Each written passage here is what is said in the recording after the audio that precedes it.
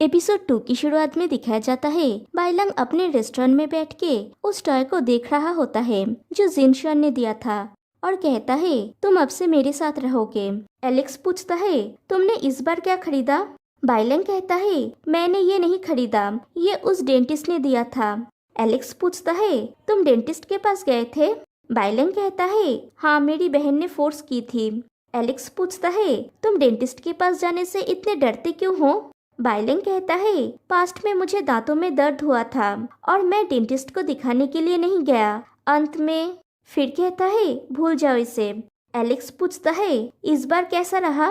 बाइलंग कहता है अर्थक्वेक आ गया और फ्लैशबैक में उसी सीन को दिखाया जाता है। बाइलंग कहता है तुम जितना किसी चीज से डरोगे उतना ही कुछ न कुछ होता रहेगा, एक्सपेक्टेड और अनएक्सपेक्टेड। फॉर एग्जाम्पल, पहली बार मैंने एक डेंटिस्ट को इतने करीब से देखा अर्थक्वेक की वजह से, और ये बहुत ज्यादा क्लोज था। फिर सीन चेंज होता है और दिखाया जाता है बाइलंग सब स्टाफ्स को काम करने के लिए उत्साहित करता है। एलेक्स बाइलंग से कहता है जाओ और रेस्ट करो, तुम यहाँ पे क्यों हो? बाइलंग कहता है मुझे बीमार मत बनाओ, मैंने आज अपना मेडिसिन लिया है। दूसरा एम्प्लॉय कहता है बॉस, अगर आपने मेडिसिन लिया है तो जाके रेस्ट कीजिए, आप दांतों की दर्द की वजह से कुछ दिनों से ठीक से सो नहीं पाए। बाइलंग पूछता है किस तरह के एम्प्लॉइज अपने बॉस से ऐसी बातें करता है? एलेक्स कहता है ठीक है, हम तुम्हें अकेला छोड़ के चले जाएंगे। बाइलंग कहता है तुम में मुझ पर हावी होने की हिम्मत नहीं है, प्लस अभी कोई घर पे भी नहीं है, एम्प्टी एंड लोनली। एलेक्स पूछता है कम ऑन, तुम जा रहे हो या नहीं? बाइलंग कहता है नहीं। एलेक्स पूछता है श्योर? बाइलंग कहता है हाँ श्योर। एलेक्स कहता है ठीक है, तो फिर मैं चला जाता हूँ। बाइलंग उसे रोक लेता है और कहता है ठीक है, मैं जाता हूँ और तुम रहो। फिर पूछता है तुम श्योर हो कि तुम दोनों अकेले संभाल लोगे? एलेक्स कहता है हम संभाल लेंगे, ये वीकेंड नहीं है। बाइलंग कहता है बिंग से कहना कि सारे इंग्रेडिएंट्स रेडी है। एलेक्स कहता है ठीक है जाओ। बाइलंग चला जाता है। फिर जिनशन को दिखाया जाता है, उसके हाथों की हालत तो बहुत खराब है। वो बाइलंग की केस को स्टडी कर रहा होता है और सोचता है वो वैसा पेशेंट नहीं है जो कोऑपरेट करेगा। फिर वो अपने घर पे लौट रहा होता है। कार में ड्राइव करते हुए वो अपनी मॉम से फोन पे बात कर रहा होता है। उसकी मॉम कहती है तुम्हारे डैड चाहते हैं कि तुम इतने बिजी ना रहो और कुछ फ्रेंड्स बनाओ। वो एग्जीक्यूटिव की बेटी दूसरे देश से लौटी है और वो तुमसे मिलना चाहती है, जब तुम फ्री होगे तो मुझे कहना। जिनशन कहता है मॉम, मैं अभी काम पे फोकस करना चाहता हूँ, अभी इन सब के बारे में चिंता मत कीजिए, मुझे काम करने की जरूरत है ताकि आप और डैड अच्छे लाइफ जी सके। आपने कही थी ना कि आप स्पेन जाना चाहते हैं? उसकी मॉम पूछती है तुम्हें हुआ क्या है? ऐसा लगता है कि हम तुम्हें पीछे खींच रहे हैं, तुम ऑलरेडी 30 के हो गए हो। जिनशन कहता है मैंने नहीं कहा कि आप लोग लाइबिलिटी हो, लेकिन मुझ पर प्रेशर मत डालिए। तभी उसे एक और कॉल आता है तो वो कॉल कट कर देता है। नेक्स्ट कॉल होता है बाइलंग की सिस्टर बाइक्विन की और वो पूछती है जूनियर, क्या तुम मेरे घर में जाके मेरे भाई को एक बार चेक कर सकते हो प्लीज? जिनशन पूछता है क्या आप मुझसे मजाक कर रही है? क्या आप जानते हैं कि कितनी जोरों की बारिश हो रही है? बाइक्विन कहती है बस आज एक अच्छा इंसान बनो, तुमने देखा था ना कि वो आज कितना डरा हुआ है और वो शायद ही कभी दवाई लेता है। मुझे डर है कि उसे दवा से एलर्जी ना हो गया हो। आफ्टर ऑल वो अब तुम्हारा पेशेंट है। Just think of it. इसे ऐसा समझो जैसे तुम अपने सीनियर के लिए वीआईपी कस्टमर केयर प्रदान कर रहे हो। जिनशन बेचारा क्या करेगा, वो जाता है। बाइलंग उसे घर का पता बता देती है। जिनशन जाके बेल बजाता है। बाइक्विन पूछती है क्या उसने रिस्पॉन्स किया? जिनशन कहता है ज्यादा चिंता करना एंजाइटी का एक सिम्टम है। बाइक्विन कहती है ये हमारा बॉन्ड है, मैंने उसको कितनी बार कॉल किया, उसने ना तो कॉल पिक किया और ना तो रिटर्न कॉल किया, और वो रेस्टोरेंट में भी नहीं है। मुझे बताओ कि मुझे चिंता करने की जरूरत नहीं है। तभी डोर ओपन होता है तो बाइक्विन पूछती है क्या उसने दरवाजा खोला? जिनशन कहता है कोई बाहर निकला और जिनशन अंदर जाता है और कहता है आपका भाई बच्चा नहीं है, आप बड़ा चढ़ा के बोल रही है। बाइक्विन कहती है वेल, हमारे मॉम डैड हमें बहुत छोटी सी उम्र में छोड़ के चले गए, वो तब 8 साल का था। वो एक बच्चा था। जब उसे अचानक बड़ा होना होता तो वो मुझसे बात नहीं करता था। वो नहीं चाहता कि मैं चिंता करूं। वो कहता है कि वो ठीक है, लेकिन वो नहीं होता है। और वो अपनी पूरी जिंदगी डेंटिस्ट के पास जाने से डरता रहा। और मैं आसपास नहीं हूँ। दांत उसकी कमजोरी है और वो मेरी कमजोरी है। क्योंकि तुमने स्टूडेंट काउंसिल में आने से इनकार किया है, तुम्हें मुझ पर ये उपकार करना होगा। तुम उसकी टेक केयर करो और इस तरह से अपने कर्ज को चुकाओ। इधर जिनशन घर में एंटर करने के लिए चाबी ढूंढ रहा होता है, लेकिन उसे नहीं मिलता। वो बाइक्विन से पूछता है, चाबी कहाँ है? बाइक्विन कहती है, वो ट्रांसफार्मर बॉक्स के अंदर है। जिनशन वहाँ से चाबी लेता है और डोर को ओपन करता है। बाइक्विन पूछती है, क्या तुम घर के अंदर घुस गए? जिनशन घर के अंदर एंटर करता है तो देखता है सारी लाइट्स जली हुई है। जिनशन पूछता है, कोई यहाँ पे है क्या?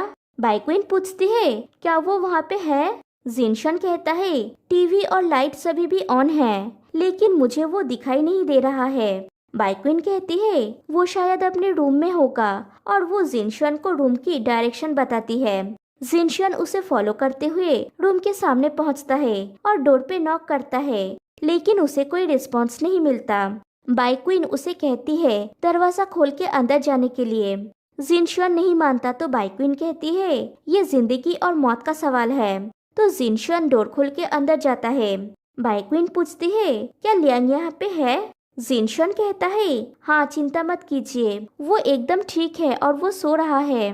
बाइक्विन कहती है, प्यारा है ना? जब वो नींद में होता है तो वो एकदम एंजल जैसा लगता है। जिनशन बेडसाइड टेबल के ऊपर मेडिसिन की खाली बोतल देखता है तो वो थोड़ा वरीड हो जाता है। फिर बाइलैंग को चेक करता है कि वो जिंदा है या नहीं, तो देखता है कि वो ठीक ही है, सिर्फ सो रहा है। इधर बाइक्विन भी पैनिक हो जाती है। जिनशन कहता है, वो एक पिग की तरह सो रहा है। बाइक्विन उसे बाइलैंग की फोटो भेजने के लिए कहती है। जिनशन फोटो भेजता है और वहाँ से जाने लगता है। बाइक्विन कहती है, और एक हेल्प करो, प्लीज एक बार चेक कर लो विंडोज और गैस ऑफ है या नहीं। जिनशन गुस्सा हो जाता है और कहता है, आप लाइन क्रॉस कर रही है। तब तक बाइक्विन कॉल को कट कर देती है। जिनशन बाइलैंग को ब्लैंकेट से ठीक से ढकने जाता है और तभी बाइलैंग भी मुड़ता है और फिर से जिनशन का हाथ बाइलैंग के शरीर के नीचे आ जाता है। जिनशन जोर से चिल्ला के अपने हाथ को हटा लेता है। तभी उसका ईयरफोन वहाँ पे गिर जाता है, लेकिन वो नोटिस नहीं करता। फिर जिनशन रूम की लाइट्स ऑफ करके बाहर चला आता है। फिर विंडोज को क्लोज करता है, गैस चेक करता है और पूरे घर की लाइट्स ऑफ करके चला जाता है। फिर नेक्स्ट डे मॉर्निंग जब बाइलैंग नींद से उठता है तो देखता है उसके दांतों का दर्द नहीं है। वो बेड से उतरने जाता है तो उसके पैर के नीचे जिनशन का ईयरफोन आ जाता है। वो उसे उठा के चेक करता है तो देखता है कि वो उसका नहीं है। फिर वो नोटिस करता है कि रूम के सारे लाइट्स ऑफ है। वो लाइट्स ऑन करता है और बाहर जाके देखता है, बाहर भी सेम ही कंडीशन है। उसे लगता है कि उसकी बहन तो नहीं आ गई। वो उसे आवाज देता है, लेकिन कोई रिस्पॉन्स नहीं पाता। वो सोच में पड़ जाता है कि घर में कौन घुस आया था। वो जाके अपने बहन को कॉल करता है और पूछता है, क्या तुम कल रात को आई थी? बाइक्विन उसे सब कुछ बताती है। बाइलैंग कहता है, तुमने किसी और से ये सब करने के लिए क्यों कहा? फिर बाइलैंग कुकिंग कर रहा होता है। फिर वो उस फूड को लेके जिनशन की डेंटल क्लिनिक पे जाता है। वो रिसेप्शन में जिनशन के बारे में पूछता है। रिसेप्शनिस्ट कहती है, डीन अभी रेस्ट कर रहे हैं। तभी जिनशन वहाँ से गुजर रहा था। वो पूछता है, क्या हुआ है? बाइलैंग उसके पास आके कहता है, मैंने कल रात के बारे में अपनी बहन से सुना, थैंक यू, और उस बैग को बढ़ा देता है। जिनशन पूछता है, ये क्या है? बाइलैंग कहता है, बस थैंक यू कहने के लिए कुछ है, मैंने सी फूड रिसोतो बनाया है। जिनशन को याद आ जाता है कि किसी और ने भी उसके लिए ये डिश बना के लाया था और उसे खिलाया था। बाइलैंग पूछता है, तुम्हें सी फूड से एलर्जी नहीं है, राइट? कल रात को मैं बहुत गहरी नींद में था, सॉरी।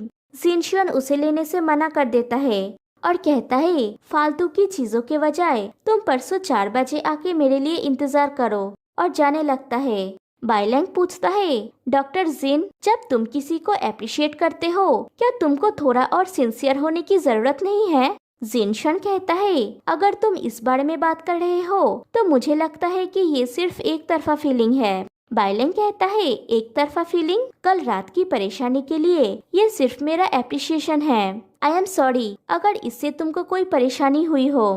तुम ये सोच सकते हो कि मैं बहुत ज्यादा सेंटिमेंटल हूँ। अगर तुम चाहो तो इसे खाना या फिर कुछ भी कर सकते हो, तुम्हारे ऊपर है। और उसके हाथ में उस बैग को पकड़ा के चला जाता है। फिर दिखाया जाता है बाइलेंग अपने बार की स्टोर रूम में बैठ के बकबक कर रहा होता है कि एक डॉक्टर होने के नाते इतना अहंकारी, क्या मेरा अच्छा होना गलत था? मेरा फूड और टाइम दोनों बर्बाद हो गया, प्लस मैंने इसमें पूरी मेहनत की। फिर एलेक्स से पूछता है, तुम सुन रहे हो ना मैंने क्या कहा? एलेक्स काम कर रहा था। वो पूछता है, क्या तुम हेल्प करोगे? बाइलेंग पूछता है, क्या हेल्प करूं? एलेक्स कहता है, तुम ना तो मेरी हेल्प करने के लिए वर्कर्स हायर करते हो और ना ही खुद मेरी हेल्प करते हो। बाइलेंग पूछता है, अब क्या हुआ? फिर एलेक्स को बुलाता है और उसके साथ सेल्फी क्लिक करता है, जहाँ पे एलेक्स का चेहरा एकदम फनी कर देता है और उसे अपनी स्टोरी में अपलोड कर देता है। एलेक्स कहता है, मैं इसमें अगली लग रहा हूँ। बाइलेंग कहता है, तुम क्यूट लग रहे हो। फिर बाइलेंग एलेक्स को रिसोटो खिला देता है। तभी स्टोर रूम की लाइट बंद हो जाती है। बाइलेंग पूछता है, मैंने तुमसे कहा था ना कि इसको ठीक करने के लिए किसी को लाने के लिए? एलेक्स कहता है, मैं? तुम यहाँ का बॉस हो। बाइलेंग कहता है, और तुम मैनेजर हो। फिर जिनशन को दिखाया जाता है। बाइक्विन से उसे एक वॉइस मैसेज आता है जिसमें वो कहती है, जूनियर मैं कल के लिए सच में थैंकफुल हूँ। मेरे आने तक वेट करो, मैं तुम्हें अपने भाई के रेस्टोरेंट में ले जाऊंगी। फिर जिनशन उन मोमेंट्स को याद करता है जब वो बाइलेंग के करीब था। फिर जिनशन अपने केबिन से बाहर जाता है और कहता है, मेरा ट्रीट है, कौन आएगा? बिग ए उसके साथ जाता है। फिर बाइलेंग का रेस्टोरेंट दिखाया जाता है। फिर एक लड़की एलेक्स से कहती है, एलेक्स मैं हर वीकेंड में यहाँ आती हूँ। मेरा मतलब है कि मैं इतना स्पष्ट एक्टिंग करती हूँ। क्या तुम्हारा बॉस मुझे बेवकूफ बना रहा है? एलेक्स कहता है, कभी कभी लवर्स होना दोस्त होने से बेहतर नहीं है। और दिखाया जाता है बाइलेंग अपने फ्रेंड्स के साथ बिजी है। वो लड़की कहती है, या फिर उसका कोई है, या उसका ऑलरेडी एक क्रश है। एलेक्स कहता है, कोई फर्क नहीं पड़ता जब तक वो हमारे लिए एक अच्छा बॉस है, राइट? वो लड़की कहती है, नहीं। फिर वो बाइलेंग के पास जाती है। बाइलेंग कहता है, एगी मैंने तुमको देखा नहीं था, सॉरी, मैं तुमको अपने नए फ्रेंड से मिलवाता हूँ। इधर जिनशन और बिग ए बाइलेंग के रेस्टोरेंट के सामने जाते हैं। बिग ए कहता है, डीन मैंने एप्पल से सुना यहाँ का रिसोटो बहुत अच्छा है, और रेस्टोरेंट के अंदर चला जाता है। वो दोनों रेस्टोरेंट में एंटर करते हैं। एक वेटर आके उन दोनों को वेलकम करता है। जिनशन को वॉशरूम जाना होता है तो वो वेटर उसे डायरेक्शन बोल देता है। इधर बाइलेंग अपने फ्रेंड्स के साथ ड्रिंक कर रहा होता है। वो एक सिप लेता है तो उसके मसूरों में फिर से दर्द होता है, तो वो मेडिसिन लेने जाता है। ये जिनशन देख लेता है और आके अचानक से उसका हाथ पकड़ता है और कहता है, क्या तुम नहीं जानते कि तुम अल्कोहल के साथ मेडिसिन नहीं ले सकते? बाइलेंग पहले तो सरप्राइज हो जाता है कि ये कौन है, क्योंकि उसने पहले कभी भी जिनशन का पूरा चेहरा नहीं देखा था। क्योंकि इससे पहले बाइलेंग ने जितनी बार जिनशन को देखा था वो मास्क पहना हुआ था। फिर बाइलेंग जिनशन के चेहरे पे हाथ रख के सिर्फ उसकी आंखों को देखता है। इस तरह से देखने से बाइलेंग जिनशन को पहचान जाता है और यहीं पे ये एपिसोड एंड हो जाती है। फिर दिखाया जाता है जिनशन लंच के टाइम पे वो खाना लेके बैठता है जो बाइलेंग ने लाया था, और उसके साथ एक नोट भी होता है जिसमें लिखा हुआ था, कल मेरी बहन को हेल्प करने के लिए थैंक्स, तुम्हारे लिए special French sea food risotto, doctor जिन को एनर्जाइज करने के लिए। आशा करता हूँ कि ये तुम्हें सूट करेगा। ओ हाँ, तुमने रियलाइज नहीं किया था कि तुमने अपना ईयरफोन खो दिया, और वो ईयरफोन भी उसी में होता है। फिर जिनशन उस डिश को खाता है और उसकी वॉइस ओवर आती है। डिटेल पर ध्यान देने के लिए म्यूचुअल अंडरस्टैंडिंग की आवश्यकता होती है। किन्हें हम हल्के में लेते हैं और किन पर हम बहुत ध्यान देते हैं। एक बार जब आप इसे आजमाते हो तो एक गैप होता है। कुछ इमोशंस अनजाने में जग जाते हैं धीरे धीरे दिल की गहराइयों से। और यहाँ पे फाइनली एपिसोड 2 एंड हो जाती है। तो फिर मिलते हैं गाइस नेक्स्ट वीडियो में। तब तक के लिए बाय बाय।